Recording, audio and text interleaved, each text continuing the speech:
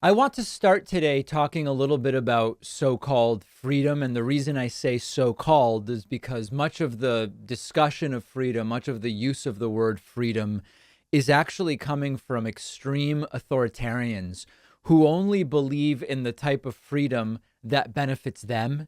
They only believe in the type of freedom that allows them to impose whatever they want onto everybody else, restricting everybody else's freedom. It's an extremely authoritarian and historically popular with fascists perspective on what freedom means. The freedom to tell others what to do, for example, or the freedom to stay in power even when you lost an election. It's freedom to be extremely authoritarian, no matter what anybody else wants, says, or believes. And in the past, we've talked about the people that claim their rights. We saw this early with COVID a lot, actually.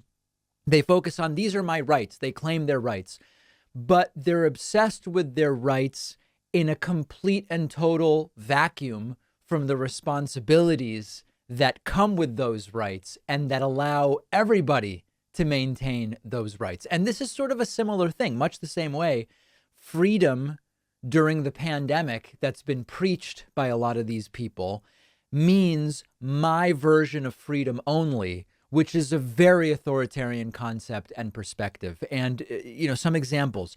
By freedom, the state of Florida under Republican Governor Ron DeSantis is a really good example. There's a very good article in The Guardian that explains that the theme and the concept of freedom pushed by DeSantis and the Florida legislature is actually authoritarianism cloaked as freedom. Look at the so-called Stop Woke Act. And that imposes from above, from people who know nothing about education, what is allowed to be taught in individual classrooms. They talk about it as freedom, but it's actually extremely authoritarian. Republicans are talking about, in Florida, an extreme abortion ban without even an exception for rape or incest. That's an outrageously authoritarian way of telling women what they have to do. Outlawing mask requirements in all sorts of places. That's not freedom and liberty. It's authoritarian. You're imposing one option on all sorts of organizations, despite claiming to be about freedom. They claim to be against regulating business, and yet they say we are banning masking or vaccination requirements. And even in the context of the big lie around the 2020 election, they talk about the freedom to have only legal votes counted. That's what they say, and all of these catchphrases.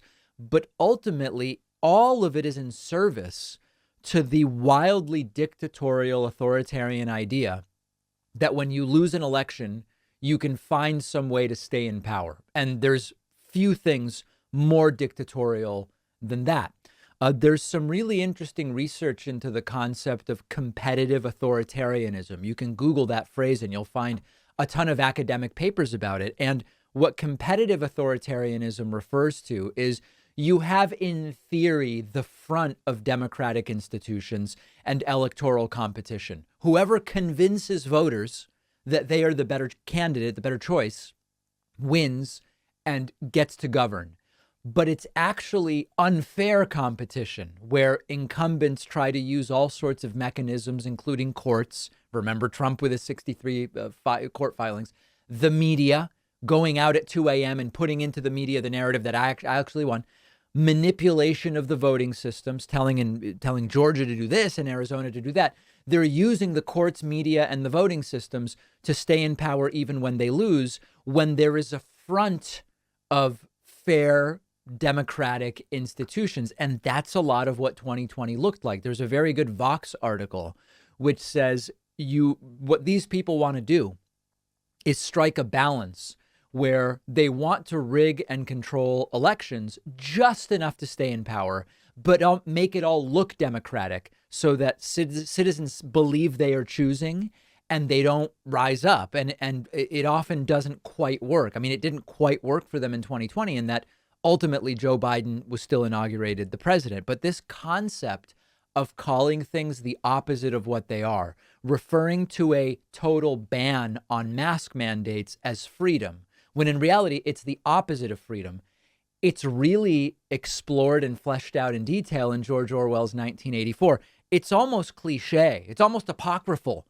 Tons of people love to misquote or misuse, or they misunderstand aspects of 1984, and they talk about 1984 when it really doesn't apply.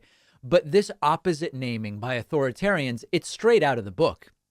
In 1984, you have the slogan, "War is peace, freedom is slavery." That's fundamentally, at a core level, what we're talking about here. And in fact, one of the scariest things is that if you look historically, fascism has a long history of being called freedom. Fascism uses explicitly populist, libertarian sounding rhetoric. And they talk about, a heroic mass effort to get back to some previous period where we had greatness, and Trump literally using the greatness thing. It often demands loyalty to a single leader. It often leads to a cult of personality and unquestioned obedience to whatever the leader says. He says the election was stolen. It was stolen, and we will all repeat it uncritically, whether we truly believe it or not. Historically, reminds us of many different things, and sort of like the calling card of those 4 years of Trump. And it continues because the rallies have restarted, which we'll talk about a little bit later. One of our sponsors is Blinkist, who's been supporting the David Pakman Show longer than any other sponsor. Blinkist is the app that lets you listen to or read an entire nonfiction book in just 15 minutes. Blinkist is the way to absorb those books you can't make time for. Blinkist takes top nonfiction titles, pulls out the book's key takeaways and insights, and gives it to you in the form of a text or audio explainer that you can consume in 15 minutes. With Blinkist, now you actually do have time to learn about all the things you've been wanting to tackle. On the Blinkist app, I just listened to This Is Your Mind on Plants by the great Michael Pollan. Super interesting, the history of caffeine and so many other things. Blinkist has you covered on podcasts too. Blinkist takes long episodes of popular podcasts and distills them into audio you can listen to in 15 minutes. With Blinkist, you can become knowledgeable about so many different things. You can have conversations with people about more topics. Blinkist makes you more well-rounded. Try Blinkist for free and get 25% off a subscription. Go to Blinkist.com/Pakman. The link is down below.